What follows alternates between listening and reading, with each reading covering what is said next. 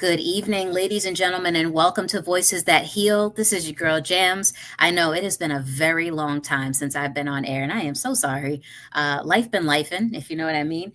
But I am glad to be back. I had a great conversation scheduled for you guys tonight. I think this came up from just kind of being in the summit. Now, if you missed it, shame on you, but we had an amazing lung cancer summit with the Heal Collaborative back in April, hosted in Houston. It was 3 days. Was it 3 days? Yeah, I think it was about 3 days of just amazingness, just great connection, genuine conversation, great information, good food, some dancing, and dare I even say it, some tears, believe it or not. But overall, it was a wonderful, wonderful event. And we're actually gearing up for year number 3. And this year, I'm going to reveal, hopefully, I don't get in trouble for this, but we're going to New Orleans next year. So you already know it's going to be crazy. It's going to be fun. So make sure that if you are not locked into the Heal Collaborative for our African American lung cancer patient and caregiver summit, you make sure you get locked in because next year is going to be even better. I mean, I'm not going to give away no secrets. I'm just going to leave it at that. But tonight, I want to get into our conversation. I'm really excited to bring this young woman on stage with me. She is a powerhouse. I couldn't wait when she agreed to have this conversation to get her on air. I think you guys are going to love her. And she is a lung cancer survivor just like myself. So I'm going to bring her on and let her introduce herself. For folks that are watching right now, if you are watching via YouTube or Facebook, you can leave comments and we'll see them and I'll try to work them into the conversation tonight. But yeah, it is interactive. So feel free to, drop your comments, drop love, drop support, questions, whatever you may have. We'll see them and we'll get to them throughout the evening. So without further ado, I'm going to bring Billy on stage and we are going to let her introduce herself. And then we're going to jump right in because we got an action-packed conversation for you. So, Billy, welcome to the show. Thank you for being with me tonight. How you doing? Thank you for having me. I'm doing great. How are you? I am tired, but that comes with territory, I think. Absolutely. Absolutely. That's my everyday story. Right. So, while we're talking about that, why don't you share your story with the audience? They're familiar with me, but I don't think they know who you are yet. So tell them who Billy is, where you came from, your diagnosis, your connection to everything, and just in general, just who you are as a person so we can get to know you and love you. Okay. I am Billy. I am a native of Atlanta, Georgia. The greatest joy of my life is being a mother to my 11-year-old sixth grader. So getting into new territory, which is crazy right now. But I was diagnosed with stage 3 non-small cell lung cancer at age 40. Back in 2023, just 2 months after I lost my mother to metastatic breast cancer. So I am no stranger to cancer, unfortunately.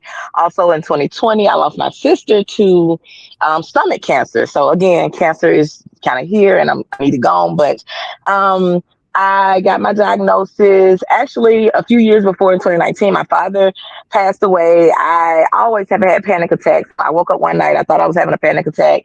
My heart rate was really high when I got to the ER. It was 288 beats per minute. I was diagnosed with atrial fibrillation. And incidentally, we found a nodule. At the same time, COVID was coming in.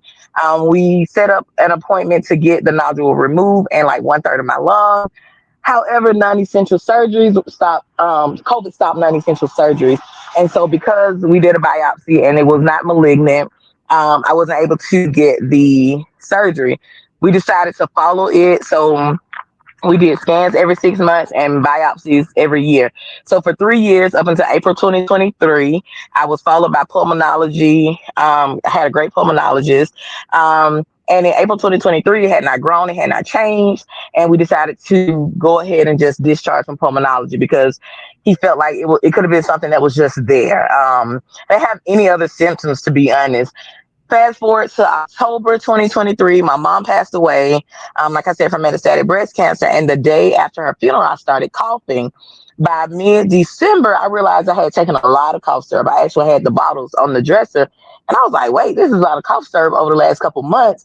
And my back had started hurting. So I went to my primary care, who initially referred me to physical therapy, even though I begged for like a muscle relaxer because I just knew it wasn't. I'm a speech pathologist. I work with physical therapists, occupational therapists, and I just felt it wasn't that. Not that I know their profession, but I felt like it wasn't that. But anyways, ended up I ended up taking a muscle relaxer after I begged him to prescribe it.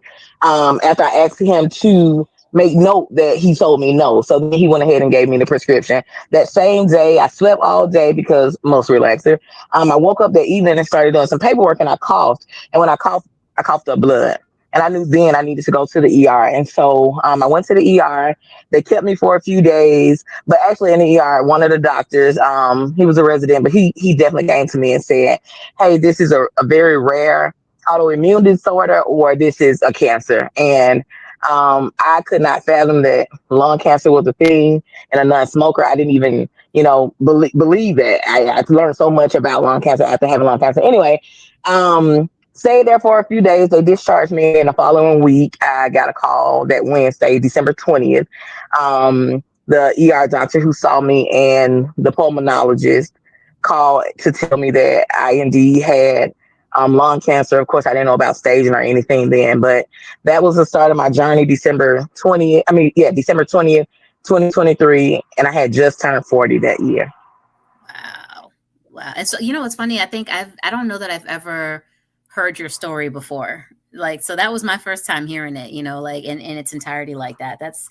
Yeah, there's a lot of similarities in our story in terms of, the cough and the back pain. For a while, when I got my diagnosis in 2018, like the following or the previous, gosh, I want to say 4 months before that, I had been going to a chiropractor every Oh, week. wow.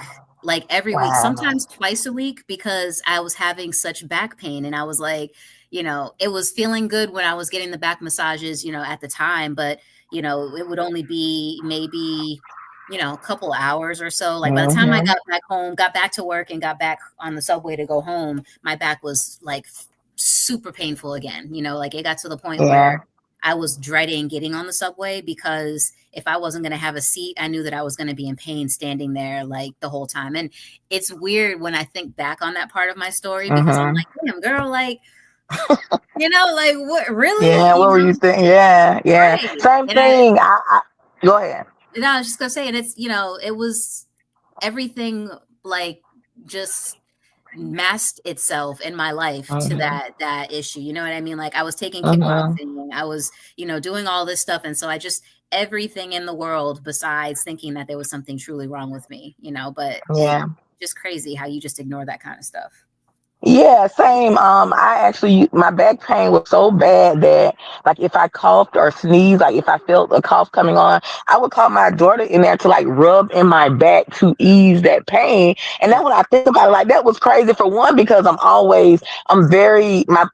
very sensitive. Like, when my body changes, I instantly know. So that may have, helped me at some point. I don't know. But, I would call her and that to like rub in my back, like just kind of massage my back while I was coughing because it would hurt so bad. And I can't believe I would just take that pain. And actually, 2 years ago, a friend, one of my friends from college, she would always joke every time we were together. She was like, "Oh, girl, you got this dry cough." And I felt like every time I was around her, the cough came. I didn't think I had the cough. But when I look back, that may have been the start of even just the nodule being there, because she said it for years. She said this 10 years ago. Girl, every time I'm around, you got a dry cough. And yeah, just ignoring that. Not really ignoring it, but ignoring it. Like, yeah, it's crazy. Yeah. I think too, like the thing with the back pain is, you don't realize that it could be like a tumor or something, or it could be any of that kind of stuff, because it's not something that you're thinking about. Like you're just thinking Mm-hmm. like, oh, I tweaked my back sleeping wrong, or I did this, Mm-hmm. or I did that. You don't really Mm-hmm. equate it with something. And when I found out that I had Mm-hmm. tumors in my upper sort of lung and back area, I Mm-hmm. was like, oh, that's Yeah. why Yeah. nothing I That's did. it. I Yeah. bought one of those little muscle stimulator things with pads that you like stick on and do man, I Yes, was I like had sleeping those that night. too. And it would feel good for a short period of time. And then Right. boom, it's gone. Yeah. I Yep, had yep. that too. So it's funny, like I didn't realize we had so many similarities in our story, but Yeah. the conversation tonight came about because we invited you to take part in a focus group for after the summit with Heal Collaborative. And we were talking through just some of the things that were good and bad and stuff like that. And you had mentioned that, your mom had passed away from breast cancer. And immediately, it's not rare, but not too often do you have somebody who's not necessarily double dipping, but somebody who has experience in, both sides of this. And so I Mm-hmm. wanted to really bring you on tonight just to kind of talk through some of the things that you've seen both on the breast cancer side and as a new lung cancer patient. And maybe like, and before we get into this conversation, I don't want anybody who's tuning in right now, shout out to the folks watching, Ruby and the team watching live on YouTube and watching on Facebook. I don't want anybody sitting there thinking that we are downplaying breast cancer or taking away anything from breast cancer at all. That is not our intention. Our intention tonight is strictly to talk through what are the best practices that breast cancer is employing to get their marketing and to get their sort of campaign so much attention, and how can we take those same ideas and use some of those in the lung cancer community to see if we can further our message and help to increase awareness. So I just wanted to put that disclaimer out there. But knowing that you've had this experience and making sure you were comfortable talking about it first, I just wanted to bring you on to talk through some of those things. So, you know, one of the main things I noticed is that in terms of lung cancer, there's just no talk about it. You know, it like even on, and I brought this up because I was like, I did a video about this like a year or two ago where I was mad because it was like National Lung Cancer Day, and the Google image was something stupid like National Ice Cream Sandwich Day or something like just absolutely pointless. And I was like, why is it that on a day like today, Google is talking about ice cream sandwiches and not lung cancer? You know what I mean? So even this year, August 1st was National or World Lung Cancer Day.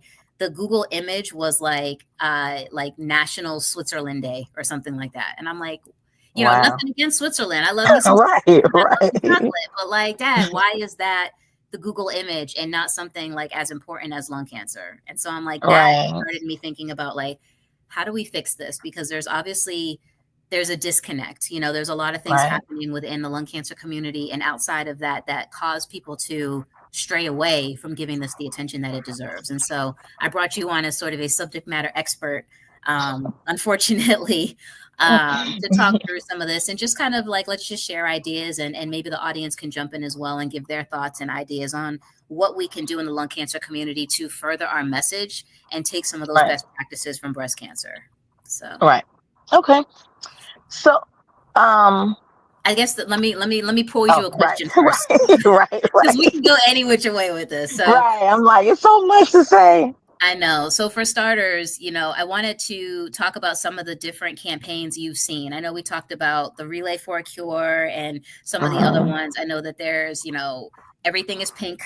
So like, let's talk through some of the things that you've seen in the breast cancer world. And then we can kind of compare and contrast what we have seen in the lung cancer world as well. Okay. So Relay for Life is, I don't even know if they do it anymore. I know we did it for years. But it's a breast cancer. When I did it for years, we would do an all night sleep outside, like, or walk outside. But like we would take shifts, like my family and I or my friends who would come out, and we would just walk the track all night. Literally, I think we went from like 7 p.m. to 7 a.m. or something. So we walked for 12 hours to raise money. And there would be different like events throughout the night. Most at some point, probably 4 ish, everybody was sleeping. But that was a big push. It was, you could sign up like far in advance. They had it in several different cities that came from American Cancer Society, and it was a big deal. And I did it for years. My mom was a little bit older, so she wasn't always, and having cancer, so many times she wasn't always like open to coming, but we did get her there a lot of years, even if she came for a couple laps and then left. And while we were out there, though, we would see different. I mean, actually, the host, he's a superintendent now in Georgia, but he was the high school principal at the school that we used to do it at, and he would come and he would literally, like, in his head count up everybody who had cancer. He would ask them the amount of years that they had been survivors, and he would count it in his head. And at the end of the night, it would be like hundreds of years, combined. And so, but it was a big deal. The students participated. So whoever was in charge of that, it was a large push for it, and they really made it work. Yeah, I've never seen that for lung cancer. I mean, the most I've seen is the walks. Like, there's walks for everybody, and they all happen. It seems sometimes it's like they all kind of structure around May and November. Like, I've always said, I don't know why we can't unite all the lung cancer orgs to do one big walk. You know what I mean? And just kind of unite everyone together and, just make one huge parade of all of us, instead of, because a lot Mm-hmm. of times people have to pick and choose which parade or which walk or which one they want to go to Yep. because there's so many, and it's like Yep. every org is their mission and vision is different. So that's one thing you have to kind of align with and figure out which org fits with what you Sure. are passionate about within the lung cancer community. But I feel like for things like that, where we're just trying to raise general awareness and get as many eyes on this cause as possible, we should just put all that to the side and come together, all the organizations, to say, hey, there is one lung cancer walk. It's on November whatever day, and And everybody's going let's to put do all their concerted efforts together and be there that day. If you want to donate to Yeah. one, that's fine. If you want to donate to another, that's fine. But like, let's all walk on the same Come day. together. Yeah. I think that would be perfect. I think it would help with visibility. I think that's a great idea. Maybe, hopefully, we can try for it. We can, campaign for it. Yeah. The And the problem other is thing. that I've seen in the lung cancer community too is that everything we do is disjointed from each other. So Hmm. everything is spaced out, and everything is in a Hmm. silo. So like even when you talk about lung cancer, you talk about smoking versus non-smoking lung cancer. You talk about small cell versus non-small cell lung cancer. Hmm. Everything is always like this section versus that section. There's never like Hmm. all just one lung cancer, So I Hmm. think that's what the problem is. And even it boils down to the organizations. It's like this Yeah. organization or that organization. Yeah. And there's no unity amongst all of them, unfortunately, sometimes. Yeah. And that, that can translate to the outside. Like, they obviously are not thinking on the level probably that we are, like the disjointing or whatever, but people see, camaraderie, like we know, and like you say, even amongst us is the separation, not almost not intentionally, but it just kind of, one, that's what you gravitate to, because those people, like when I got my diagnosis and I started looking for like support groups on Facebook, which I remember that from something else I had, maybe some, I don't know, something else I had, but I was like, oh, let me find a Facebook support group. But that's what I look for. I look for non-small cell lung cancer, and then after I got my when I got diagnosed with positive lung cancer, of course I went to the ALK community, and so you know it kind of starts right there, like from I knew that small cell lung cancer was different from non-small, so I was like, okay, I can't even focus on that because I need to focus on this. And Yep, so I think it starts with us and then moves outward, so to speak. it does. And we have to, one of the survivors, I believe it was Terry. She's Hmm. an OG in the lung cancer community. If you say Terry in the lung cancer community, folks know who you're talking about. Um, she corrected us. I met her for the first time in person in like 2023. I want to say, maybe I Hmm. missed the Hope Summit last year, I believe, but I was there the year before, and it was my first Hmm. time.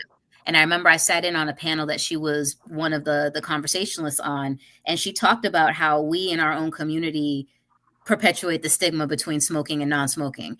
And I always say, and I'll get to this in a second, but I always push back on people that say, "Oh, but you didn't smoke," when I tell them that I have lung cancer. But she Hmm. basically let us all know. She was like, "Listen, when you're talking about smoking versus non-smoking lung cancer, you immediately, as soon as someone sees lung cancer, they think, oh, smoking or not. And when we in the Hmm. community say, hey, I was diagnosed with lung cancer as a non-smoker, what we're unintentionally doing is putting and continuing to put that stigma on the smokers. And Hmm. one of the reasons I also think lung cancer doesn't get as much attention, awareness, advocacy is because we have shamed the smoking side of our community so much that Yep. they don't want to step up and do anything. They're like, Yep. they feel like they brought this on themselves. And so who are they to advocate for policy change or for funding and things like that? When in Yep. fact, like, it doesn't matter if you smoke, if you don't smoke, no one deserves to have cancer of any type. And Yep. we can even make an argument for smoking addiction and, it being a health crisis and stuff like that. But, she kind of corrected me. And from that day, I was like, damn, I didn't even realize that I'm doing more harm than good when I say I'm Yeah. diagnosed at 32 as a non-smoker. Like, you don't realize it; it just comes naturally. But like when I tell my story and people say, "Hey, but you don't smoke," and I usually push back and be like, "Would it make you feel better if I said I did smoke? Would then I deserve Right. the lung cancer? Like, would Right. you feel better about walking away from this conversation knowing, hey, And I Yeah. always get the Yeah. eyebrow raised, oh, like, yeah, exactly. It's very insensitive for Yeah. you to say, "Did you smoke?" Like, we're the Yeah. only cancer that gets blamed for it. for the cancer. Like, Yeah. well, Yeah. did you put your boobs enough when you have breast Yeah. cancer, or Right. like that kind of stuff. Like they never put the onus back on the patient in other cancers. So it's like, Yeah. why is it this one that always gets the pushback? So Right. And because of that stigma and I think shaming, I think people don't even talk about it because after I got my diagnosis, I actually have two friends that I'm actually pretty close to. And I know that both of their moms had died from cancer, but I didn't know that both of their moms had died from lung cancer. They never said it out loud. mhm. And of course, with the stigma attached, I can see why they wouldn't. But like you said, if we cut the stigma in from the inside, and like you said, nobody's blaming breast cancer patients or survivors or whoever for getting breast cancer, like you said. And so I think that stigma has to go. And I purposely, like when people ask me, I do that now too as well. I don't know Terry, but just being in the community, you kind of hear and you read. And I ask, like, does it matter if I smoked or not? Because just like smoke, like smoking is addictive. I have a sugar addiction. What if somebody shunned me for liking too much candy? Right. Or any other addiction, that people have or whatever. And so definitely that stigma is what keeps people quiet. And I always tell people though, like even with the Anyone with Lungs campaign, like that's a great campaign because it shows that anyone with lungs, like we're not going to attach to smoking or non-smoking. We're just going to say if you got lungs, you can get lung cancer, and that's that. I mean, to be honest with you, when you look at the numbers and the breakdown, like, yes, smoking is the leading cause of getting lung cancer. Hmm. But if you look right behind it, running a very close second, is radon. And it's something that people Yes, don't know enough about. I yes, mean, there could be yes. radon in your house right now. And the thing that, like, so I learned this at the summit too, through Jackie Nixon. She's an amazing, amazing, amazing speaker. And she talks really well about radon and stuff. And she's been on my show. So if you've Hmm. seen the previous episode, she talked about it. But Hmm. they have programs where they'll come in and test your house for radon for free, but then if they find something, you got to pay for it to be removed. Well, 9 times out of 10, the locations that they're finding this radon is going to be an underserved community, or a community Hmm. where it's an apartment complex where Hmm. it may be rent stabilized or whatever. And so it's like you know that those folks may not be able to afford to get it Then fixed. So right, they have to either make a decision between, well, I'm either going to fix this radon, or I guess I'm just going to have to live with it. Like, that's crazy right. to me. There's no Yeah, programs it to help is. with it. There's no, cost mitigation to help with it. It's just like, if you find out you have radon in your house, you have to pay for it to be removed. And if you can't afford to pay for it to be removed, well, hey, you're living with radon. Congrats. And Right, and let that just whatever happens, happens, kind of deal. right.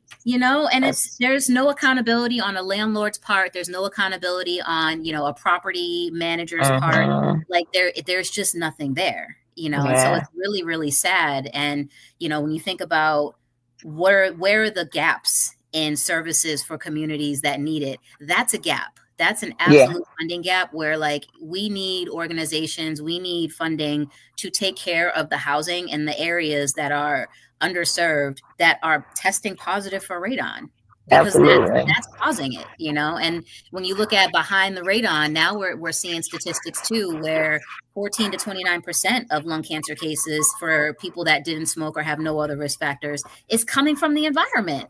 Like, it's That's literally from air wow. pollution. That's why I read an article the other day about that, and I was just blown away. Yeah. Because what When do I you lived in do? Do New you stay York, in the house forever? right? Like, when I lived in New York and I got my diagnosis in New York, you cannot convince me that New York didn't give me lung cancer. I don't care what anybody says. It was either radon, or it was the subway, or it was whatever. But there was some perfect storm in New York that caused this. I'm Yeah, convinced. I'm absolutely convinced. But I yeah, mean, there would be days where I'd look at my weather app and it'd be like, the outdoor air quality is bad. Stay indoors. that's What does that mean? right, Like, I can't breathe the air, and right. that's the stuff that's causing, a lot of these cases of lung cancer in otherwise healthy people. And that's what, Yeah, people are missing. It's like, there's so much more to this story than just smoking. Like, that is just smoking. Yeah, literally one piece of a very large puzzle that everybody seems to be ignoring, just to focus on that one corner piece right there. Like, there's an entire right. picture besides that piece. And I think Yep, that's what, takes away from so much of what we need to do. Cause it's like, guys, if we could just expand our lens a little bit, look a little further yep, out, we'd see that yep, there's more to this than just smoking cigarettes and other things. So, yep. and Yep. I Hopefully, think, we can get the work done to get you know to get the word out, so to speak. Yeah.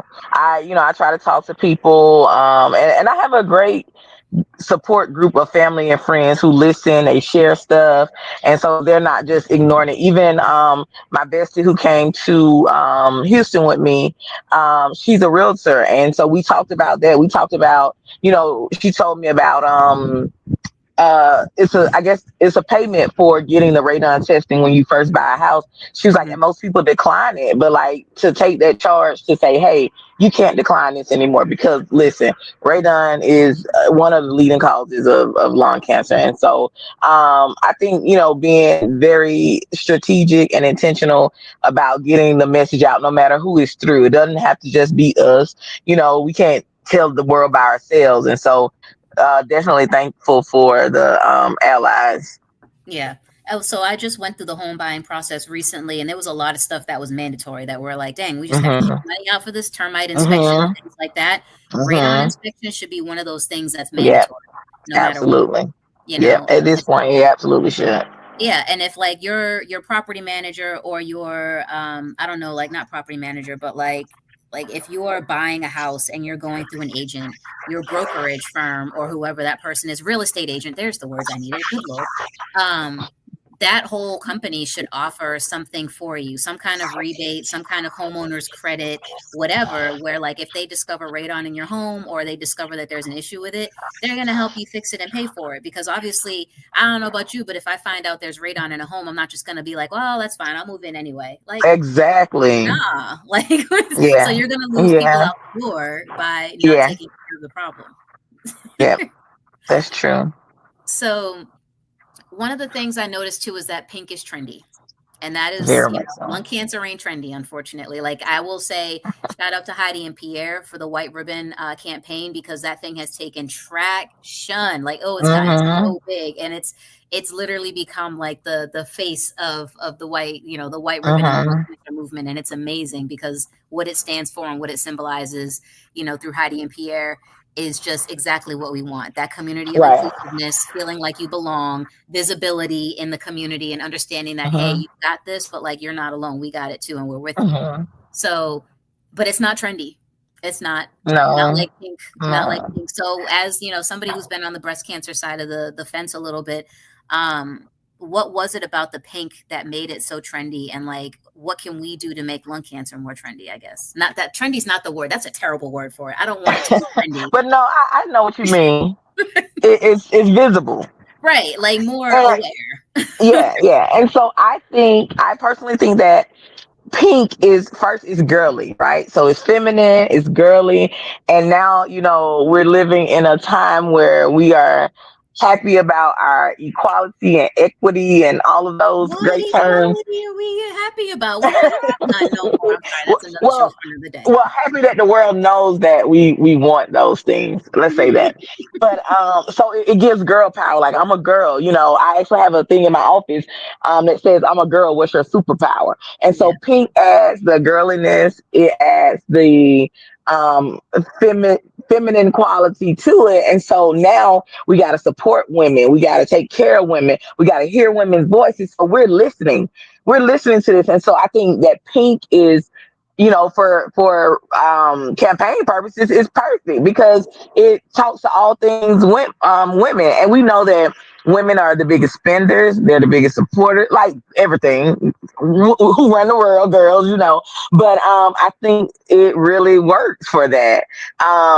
In addition, well, I'll get to that later about the way it's also kind of sexualized. But we'll talk about that, I guess, in a No, second or two. get into it so now. Let's talk so about that because that's part of so the yeah, conversation. yeah, so we've kind of sexualized breast cancer in a way, and I mean in America we sexualize everything, to be honest. So that's that. But I used to have a tag on the back of my car and it said "I love my tatas." And at some point, like during breast cancer month, October, I would put it up, or sometimes I would put up a nice shirt because I that's my cleavage is my thing, and so I would I may just have a post or whatever, and we sexualize it, and guys can say it. Oh, they can talk about it without seeming, a little off, Yeah. because yeah, and so we have and I guess we in general, but have truly like made it a girl woman sexualized thing, and so sex sells. And I hate that sex is kind of attributed to it, but nowhere else you can walk around and say, like you said, what if we were talking about reproductive cancers? I love my ovaries, or Yeah. like whatever, it would just kind of seem off. And so the campaign for breast cancer it's amazing. It is. So one thing, as I was doing the research for this show, I found out there's something called pink washing. Have you heard of that before? Never heard of it. So pink washing apparently is like, obviously breast cancer is now at this point a multi-billion-dollar industry because they have really capitalized on this. And so pink washing is like this concept where it's a type of marketing that uses the pink breast cancer awareness ribbon and the pink and all that kind of stuff to promote goods and services. But it's like Hmm. the hypocrisy of companies that do it that might be products that cause cancer. So it's like, I think one of the examples was like Mm. KFC did a promotion with breast cancer where it was called Buckets for a Cure. Hmm. I hate to laugh, but I'm like, KFC, for real? Like, Right, right. we're like, they're trying to like, hey, get in on the pink breast cancer trend, but it's like, Hmm. fast food and fried chicken is linked to, diabetes Yeah, and high blood pressure yeah. and heart conditions and breast cancer and other cancers. So Hmm. it's like, yeah, it's great that you're supporting the cause, but you are the cause. So it's Yeah, like, that'd be yeah. like us getting like endorsement from like Marlboro, Right. like posting like lung cancer awareness. Like, Hold like, up. wait, wait, Wait wait. a minute. Right. So I found out that that's a thing, and I've seen Wow. articles and I've read stories where people talk about, how some of the breast cancer funding, while it's great that it's so commercialized, it's also not great at the same time because it takes away from, I guess, the money going The to where rub. it Hmm. truly needs to go, like the research and the Hmm. science and all that kind Hmm. of stuff, which is an absolute shame because at the end of the Yeah. day, that's the reason for the campaign is to raise Right. awareness for those research dollars and stuff. So the businesses and orgs, not necessarily orgs, but the businesses and services that are taking advantage just to be on this trendy, breast cancer Hmm. in October campaign, to me is really criminal. But it's like at the same time, I'm like, it's almost a good problem to have at the same time because there's so much Yeah. visibility. Like I wish that they had Yeah. turned down some partnerships for the lung cancer community. Like, hey, you know what? Yeah. Maybe we don't need your money right now, type of situations. But we're like just desperate for anybody to notice us at this point. Like we're like, Yeah. hey, can we get a campaign? Like, can we Right. get some attention over here? Right. And so yeah, No, I it thought makes me that was think about all the stuff that the like plastic bottles and stuff, and we know what plastic does. And so that I'm really thinking now. I'm gonna have to look that up when we get off because I'm super duper interested now in that yeah. whole pink washing because we see it everywhere on everything. You can almost get anything with breast cancer ribbon. I like my mom was first diagnosed at 40 actually when I was 2 years old, and um over the years she's been in remission and had breast cancer three other times.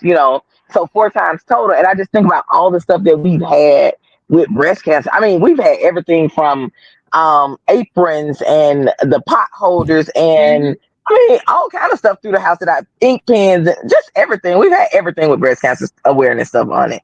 And I so it's mean, definitely a thing. you are right. There's nothing that you can't get with a ribbon on it. I mean, I was walking in the supermarket the one day and it was Dawn dish soap that was pink Yes, breast yep, cancer awareness. yep. I was like, We've had dude, that. how do we get a white ribbon on Dawn dish soap? Like, dang, Yeah, who do you even talk to for these things? Like, yeah, who's the point of contact to make these things happen? yeah.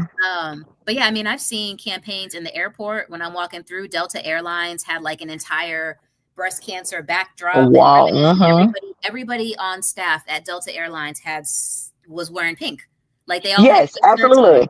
It was like pink Yes, blouses, pink. The guys had like pink button ups and stuff like yes, that for the month of yes. October. And then I happened Yep. because I was in a heavy duty flight job a couple of months ago. Happened to get on a plane in November. Crickets. Was there a white ribbon posted No, anywhere? yeah. Was there any lung cancer awareness posted anywhere? There was nothing. And I'm like, dude, Nothing. Yeah. the marketing person for lung cancer needs to step their game up. Like there needs Yeah. to be a rivalry between, not a rivalry, but like the same way you see a CVS on one corner, a Walgreens across Yeah, the street, right. it should be the It same needs to be, way. yeah, yeah. Right. Because at the end of the day, like you said, it's all in support and awareness of cancers and funding this research to help us live longer, whether it's breast cancer, or lung cancer or cervical cancer or whatever it may be. But yeah, I totally agree. My sister used to work for Delta, so I remember the years that they did the pink stuff. It was even recent with this purple stuff. So they would, yeah, I think she had on purple and pink at one time. And so yeah, they did do the month of October for with pink. But look at the NFL, look at all the little league, even in the colleges they do it now. So now colleges, they wear pink socks during October. The little league sports. Yeah. My daughter, she cheered a couple years, and they wore it then during the cheer like, so everybody, it has touched everybody. I think I'm gonna start calling some people like, hey, in November, can we do some white socks? But see, white is not noticeable. That's It's what I was it's gonna say. subtle. Like It's a it's blended color. Is I all mean, and dark. it's It might as that's well part be a of it clear too. ribbon because it's Pretty invisible. much. Like you're like Pretty it's really much. sad. Like Pretty much. I saw displays at, the commissaries on some of the bases, you know what I mean? Because my husband's military. So when we go to the Uh-huh. commissary, I went in October, they had pink set up for breast cancer awareness. Came back to the commissary in November, crickets. No. It was just like, okay, who do I talk to? Where's the people? Yeah. Email somebody. Like I am Yeah. more than happy to be the person to reach out and be like, hey, keep that same energy in November for lung Yeah. cancer awareness as we do for breast cancer, because this is important too. But like, who do I talk Yeah. to? Yeah. Like it's insane. And I think that, I feel like there's somebody missing on our team. Like we just need a Uh-huh. real good marketer on our lung cancer team Uh-huh. somewhere who's like, I'm on it and I'm gonna make it happen.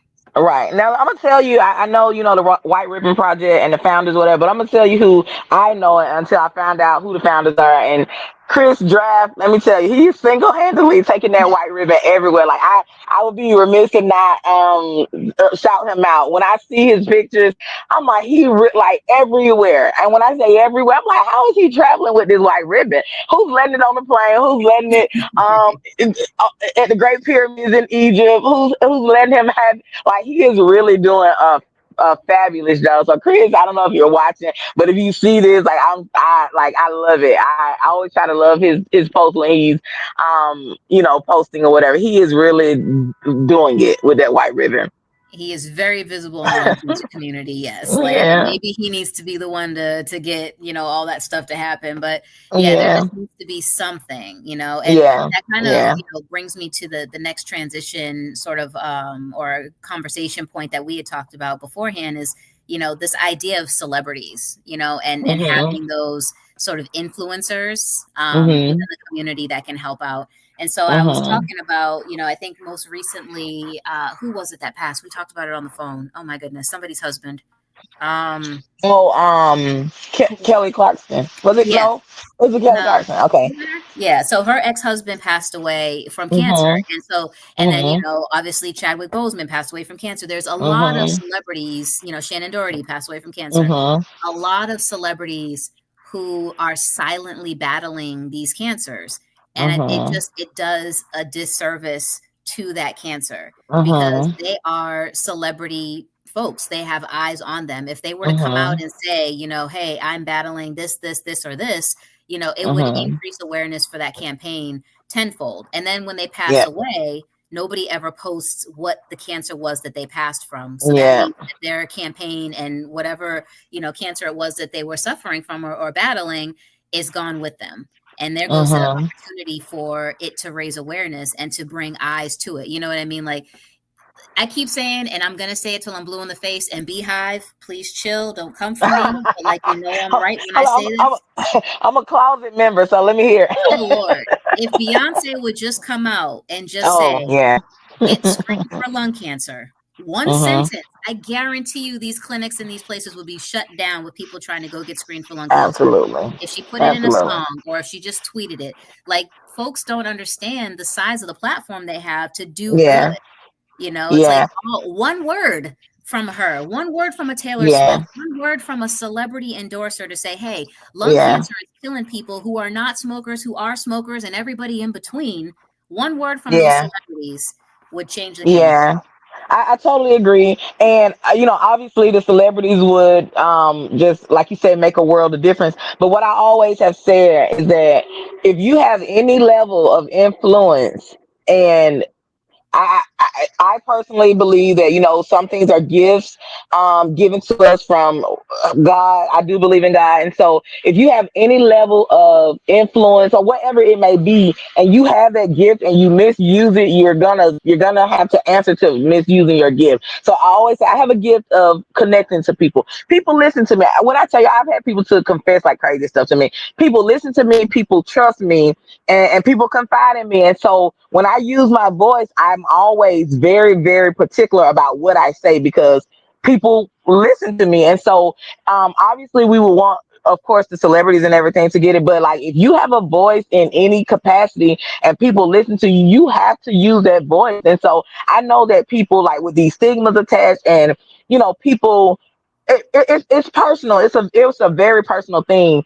For me, it wasn't even a like, oh, let me think twice about sharing it because I'm very transparent. And I do remember sitting down. I don't know if I did like an interview or a friend or somebody asked me like, why Mhm. did I share about lung cancer? And I was like, because I need the support. I need to live, and I need the help to live. Like I'm not saying that people are keeping me alive, but I need somebody. I need some things to look forward to. I need some people to check in on me because I knew it wasn't. I had saw my mama fight breast cancer 4 times. No way I would have been quiet about having lung cancer. It was not even an option to be quiet. And Right. so I think people, and again with lung cancer, because is did you smoke cancer for most, that's the question. People are silent about it because you don't want to be blamed for getting your cancer, and so people are quiet about it, so they suffer in silence, they suffer without bringing awareness to it. And once they suffer, then everybody suffer because we don't know about it, we don't know enough about it. And so if we're not putting it out there, obviously like researchers, they're dedicated to it, but they can't do it alone either. They got to fight to get the funding, to get the money, to get whatever is needed. And so it is really a community effort. And part of it takes being open and being loud about it and being transparent about it. Yeah. I must say I lost a viewer when I mentioned Beyonce. My bad. Pissed somebody off out there. Yeah, Ruby texted in the chat and says Shannon Doherty was out with her cancer. Yeah, she had a very visible battle with breast cancer. Hmm. And Hmm. it was in remission and then it came back. And I Hmm. follow her because I'm an OG Charmed fan from way back in the day. I used to be oh my God, the obsession I had with Charmed was just out of this world. But anyway, so Shannon Doherty was always Prue to me, and so I followed her story very closely. But yeah, no, it's more celebrities need to be out with what's going on with them so that other Yeah. people can just understand that it happens, like Hmm. it's not something that has to be done in silence, like we can all Hmm. kind of benefit from knowing that you have this and walking your journey with you, like let's Hmm. especially the people that are in the community with you, like that you Yeah. might have just even more followers behind you because they're like, hey, you know what? If she can handle it, I can handle it, That's that yeah. kind of thing, he or Yeah. she. Um, Yeah. but yeah, I mean, I just think there's so many opportunities that we miss out on to raise awareness for lung cancer in different ways that, Hmm. we just we have to be greedy about it. Like you said, we have to be loud and obnoxious about it. Hmm. And one of the other things you and I talked about was like our network and how they're Hmm. probably, I know my network is sick of me. I know they're relieved that I'm doing sneaker posts right now because they're like, oh, thank God. But like, Hmm. I stopped asking for money a long time ago. I mean, at this point, I'm almost 7 years in the lung cancer game, and I'm very grateful and so happy about that. Cannot wait to celebrate my Hmm. 40th birthday, God willing. Yes. But I can't keep asking people for money. Like, Yeah. it's not my strong point. It really isn't. I Yeah. think I'm more impactful sharing my story and helping other Yeah. people share their stories than I Yeah. am saying, hey, can you donate to me? Like Yeah. it's Yeah. just it hasn't been my thing. Yeah, and that goes, I know we've had these conversations about survivorship. Like, yeah, you live, you survive, but like now you have all of these costs. The other day I was actually sitting doing like my budget or whatever, and when I looked at like my medication costs, I'm just like, this is unreal. Like, being under or uninsured is a big thing. Oh my And God. if you got too much insurance, then you don't qualify for certain, like, it's a catch-22. I was looking at I think a post where somebody said that they were paying, so Alexium costs almost $20,000 a month, $19,000 a month. And I saw somebody say that they paid like $3,700 copay. What? I'm just gonna have to quit my job and be poor forever because I can't pay a $3,700 copay on that medicine. What? Y'all got How? a couple Like, months out of me, and then I'm like, you know what? It's been a good run, listen, y'all. Can't afford listen. it. But I do believe in asking for what I need. And I've always been like that pre-cancer, and I'll be like that post-cancer if my cancer is ever gone, or It will NED. be. No, Speak it into the hmm, universe. It will be. Speak it into the universe. exactly. Yes, yes, absolutely. And so, but it is. I know it gets reposting and me texting friends like, "Hey, will you repost this for me?" Or them seeing it all over the timeline because nobody wants to see about cancer all over the timeline. It gets overwhelming. Like it Yeah. was a point where I felt like a lot of people were dying from cancer, like right after I got my diagnosis.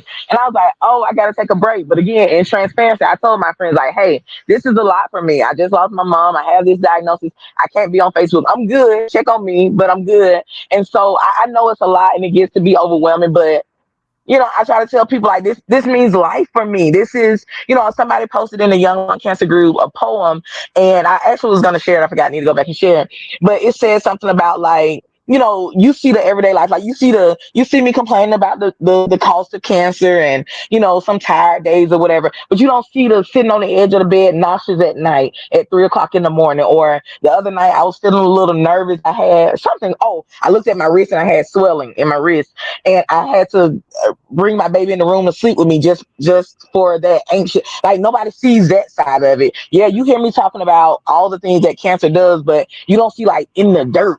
The in the dirt cancer. You don't see when I look at my numbers, when my white blood and red blood cell counts are doing crazy stuff, and I'm like, oh my God, does this mean I'm gonna have a stroke? Does this like, and so it's a lot more than what meets the eye, so to speak. And so yeah, it's bothersome for some people, but delete me, put me on 30-day quiet. I don't care what you do. I'm gonna keep sharing it. Like, and I Yeah. do appreciate the people who reshare, because people who have influence, they'll reshare, and I know they'll see in their community, and so I mean their network or whatever. And so I'm always thankful for that. I always try to shout out people. As a whole, I don't like to do individual stuff because so many people do so many things that you don't want to leave people out. But I Right. noticed that too, so I am thankful for the people who do, um, so to speak, put up with it because it's a lot. It's a lot.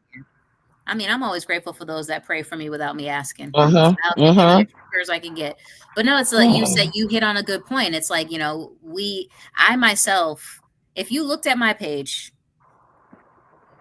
it's not all lung cancer. I'm going to tell you that right Mhm. now because I'm not all lung cancer. Like, yes, I have Mhm. lung cancer. I'm very visible Mhm. about it. The only place I ain't visible Mhm. about it is at work. Mhm. Mhm. And that's just because I've got plenty of other ways for them to discriminate against me. I don't need to add lung cancer to it. I'm black, I'm a woman, Exactly. I'm young. I already got to fight to earn my place in the workplace to Yeah. not feel like I'm in imposter syndrome right now. But, I Yeah. usually don't talk about it until I'm comfortable enough at my job or with my coworkers to share. Mhm. And I also don't hide it. So if you look me up on Google, you look me up You'll see anywhere, it, right. it's very visible. I just Right. have never said it at work. Right. But I constantly walk this line of like posting about it and sharing my journey and also just being like, that's one side of me. Like I do other things. Mhm. I'm silly, I'm fun. I do stuff on TikTok. Like I love Mhm. sneakers. Like I try to walk this line of like, yeah, I have lung cancer, but that's not all I got, and try Yeah. to, Yeah. you know, preserve the Jamie I was before I had this diagnosis Yeah. because it's not all I am. And so it's like Yes. I always feel bad when I see other survivors and I know we all do it. We constantly compare ourselves to what other people are doing. I'm like, dang, that's a good interview they just did. Or, oh man, Yeah. she's really posting some stuff. And it's Yeah. like, you're not posting enough. And I always Yeah. have that thought, but it's like you have to advocate in the way that works for you. And you have Yeah. to, be in the lane that works for you. You can't try to be in Yeah. anybody else's lane because it's not where you're supposed to be. So if you Yeah. post occasionally about your lung cancer or about what you got going on and the rest of your page is fun, then that's what you do. You know, Yeah. like you can't compare your journey to anybody else's or your advocacy to anybody else's, because at the end of the Yeah. day, what you're going through behind closed doors and behind and off that social media, nobody really knows, you know. And Yep. so it's just being true to what you want to talk about and what you want to do. But I think as a lung cancer community, the more we share, the better off we are, you know. Yeah. And Yeah. whatever that means for you. So if that means, hey, one more post a week or one more post a month, cool. If that means just post in general, cool. But I think Yeah. the more we share, the more the wall breaks down. So people Yeah. realize, like, hey, this can happen to anybody. I mean, if it can happen to me, it can literally happen to anybody. Yeah. Um, you know, and so that's kind of where I go with it, is like, you know, I'm human. Like, yeah, I'm, Yeah. and asterisk, I also have lung cancer. It's not like Yeah. Jamie lung cancer and then everything else Yeah. is asterisk. It's like, no, lung Yeah. cancer is the asterisk and the rest of my life Right. is important. So I Right. just constantly feel that pressure to keep telling my story and sharing my story. But like you said, it can be overwhelming and nobody wants to see Yeah. all that all the time. So it's like, Yeah. you kind of have to walk that line and figure out what works for you. Yeah. You know, and just hope and pray that your network is going to be supportive and share when you do post stuff, because like it doesn't cost anything to share. Yeah. Yeah. Like, It doesn't. And like you said, it's just a part of you, like, and you're married, so you don't have to deal with this side, but just a little snippet of like the whole dating thing. I remember this was a while ago, and a guy found my page, and he asked me like straight out, like, why you didn't tell me about the cancer? I was like, I don't hide this cancer, like, and I ain't have to tell you, like, and we don't have to talk no more. How about that? Back of the line you go. And so yes, because people expect, people either expect you do or you don't. So it's almost like a catch 22. Like, darn if you do, darn if you don't, whatever. And I was like, I just had to tell him, like, I don't hide this. Like, I try to find a good balance with my life. Way years ago, I used to do this. I called it Be in Harmony. I used to do like setting people up, this dating type thing, introducing people. I've always had an interest. I've always been a journalist at heart. Like, in my mind, in my heart of hearts, I'm a journalist. And so I've done that, or I've done the interactive post where I would ask a question, or matter of fact, most of the questions come from my inbox. People ask your me or whatever. interactive So, posts be wild. They are listen, wild. it's interesting, but most of them, about 75% of those posts come from my inbox. People won't, obviously, people won't put them on their page, but I'm okay with it. It's okay. It's journalism. And so, I try to still live my life, posting things that I, used to post. And then sometimes you have this guilt. Like, just recently, I realized, like, man, I haven't talked about my mom in a while. I think about my mama very, very often. Like, I know people say every day. I used to think about it every day, but I don't know, for whatever reason. Maybe I'm thinking about cancer stuff. I don't think about it every day. That's my truth. And so the other day I was feeling a little guilty. I was like, dang, I miss my mama. I need to say something about her. Even that's the reason. Even now with my Facebook page, I haven't changed that picture. I feel so guilty for changing that picture, that profile picture of me and my mom. And so, you find a balance, but at the end of the day, it's like you said, it's asterisk for your life. This is a big small part of my life. Like, it's not everything, but it's a whole big thing, because as long as it's there, then I'm fighting to survive. I'm fighting to live. When I say fighting out, I don't mean I'm sick. I don't mean I'm laid up in a hospital bed. I mean, I'm cognizant of everything that's going on in my body. I'm seeing doctors, I'm getting scans, I'm in treatment, that type of thing. And so my thing is always to do the best with what I have. And Yeah. that's what I do every day. I wake up and I try to give 100% to every day. Yeah. Sometimes 100% is taking a nap, but I do. Yeah, that's my 100% for the day, and Yeah. sleeping in. And so, yeah, if somebody, I always say though, if people are overwhelmed with it, by all means, detach. I always advocate for people doing what's best for them. Yeah, 100%. And I mean, I Yeah. share what I'm going through, you know, like I am one of those survivors who is blessed enough that my medication keeps things at bay. Someday it will not. Mhm. And so I take all that with a Mhm. grain of salt, because my story can Mhm. change like that. And I Yeah. don't take any of that for granted. But I'm one of those folks that can go through the day, you know, and pretty much Mhm. be averagely normally okay, besides the Mhm. exhaustion and the other Yeah. random small side effects. Life is relatively normal, and for that I'm Yeah. grateful. And so, you know, when I do go through something, I share it. You know, if I'm like, I Yeah. just shared about, like you said, with the copay, that $5,000 copay that they're like, yeah, your copay's 5 grand. I said, the hell it is. Right. No, Who ma'am. gonna pay? Right. Who is going to pay for it? It's not me. Yeah. You know what I mean? Like, so I Yeah. share when I go through things, and when stuff is happening, if there's major events and stuff going on, I share when I have anxiety about stuff. I had like a whole panic Yeah. attack a year or so ago because I started feeling similar symptoms to what I felt before my Mhm. diagnosis, and was like, oh, Mhm. my medication's not working no more. And I was like ready to Mhm. breathe in a bag in the closet. Like, Mhm. we have highs and lows, with this. Yeah. And so that's why it's like I try to embrace the good days as much as Yeah. possible, and why I don't post about it every single day all the time, because honestly, like, if I can put it out my mind, I'm grateful for that for a little bit, Exactly.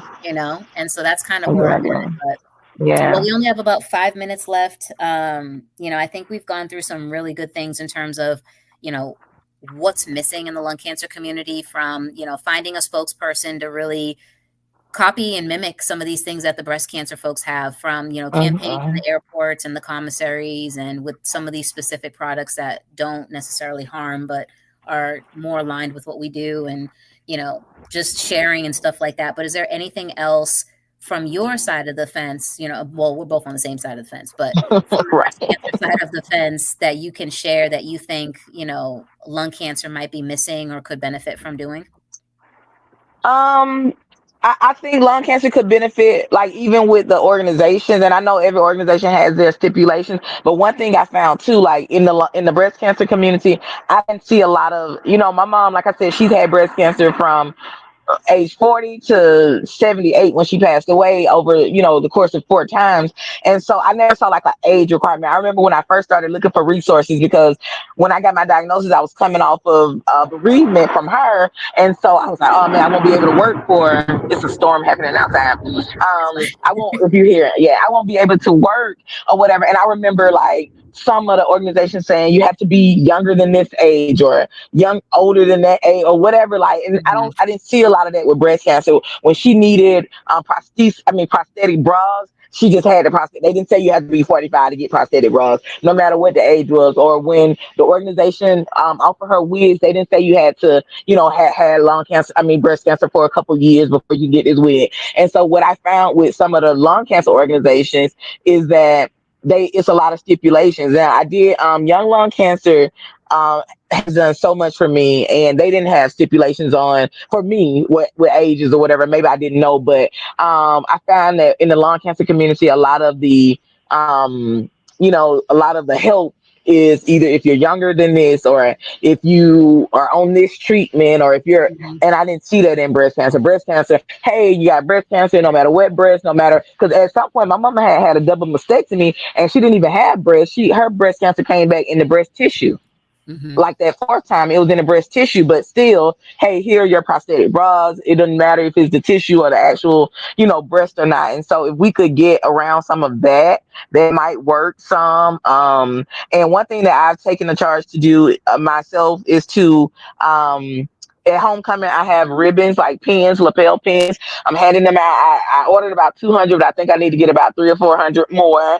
So I'm gonna do that, so I can make sure that all my friends, all my college friends, my sorority sisters, my line sisters, everybody who, I see her husband, hey, here's a pen. Can you wear it? Can you keep it on your jacket? Because it costs nothing. I got a friend, his mom had breast cancer. He owns Goodfellas Pizza here in Atlanta. But every time you see him, he has his breast cancer pen. I don't care if it's on his hat. I don't care if it's on his jacket. So I don't know. He may have several of them, but it's visible, and I notice it every single time. If he's at work, if he's at the restaurant, it's there. If he's taking me to some of my chemo appointments, it's there. And so I think seeing it, and even somebody asking what is the white ribbon, because people don't know.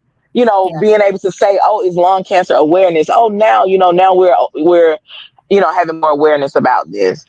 Yeah, absolutely. I think all of that is amazing. I think it's exactly the ending snippet that I would want to hear. Like something that is really like an actionable item. But yeah, I mean, you're right. There are a lot of stipulations around what benefits and products and things you can get from some of these lung cancer Mhm. organizations. Like I mean, even the screening criteria has stipulations. Like if you smoke Yeah, 20 pack years and you're yeah, 55 and older, I mean, even the criteria to get scanned you know, yeah, is discriminatory, if you will, yeah. but you're right, 100%.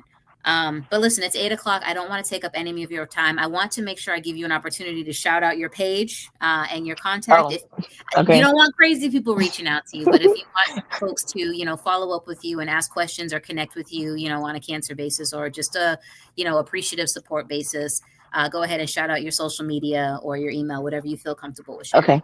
Okay, so my social media, my Facebook page is just Billy Jones. My Instagram page is about to take off. So about number two, take off. And then my TikTok page is BJEEZY 83. So BGZ 83. I Okay. talk about everything on all pages. So yeah. Okay, good stuff. And then, of course, folks, you can find me at just_jams on Instagram. I am Jamie Jam on Facebook, and I am It's Just Jams on TikTok. I've got a couple advocacy pages that are attached to those as well. You can always check those out too. They're not as active. I'm not going to lie to you. I'm working on that though. And of course, you make sure you want to connect with the Heal Collaborative. So, for those folks who are in Detroit, Michigan, or nearby, we're having a lung cancer screening to treatment program this weekend, Saturday the 22nd and Sunday the 23rd. So, make sure you check out healcollaborative.org. Right at the top in the banner is a place where you can register to attend that event. I believe you get free lunch and free dinner or something like that. So honestly, it's really an amazing opportunity to connect with the Heal Collaborative in person and to also get connected to some of the resources you might need. So make sure you check them out and get aligned because Summit 2026 is coming and we're hitting New Orleans and it's going to I be can't wait. so excited. I cannot wait. So thank you guys for tuning in tonight. Thank you for all the comments and all the love we got in the chat. If you have any additional conversation pieces you'd like to put in here, the chats will stay open on both Facebook and YouTube. Feel free to leave a comment on them and we will get to them. Otherwise, everyone have a safe and happy rest of your evening. And we'll see you next time on Voices That Heal.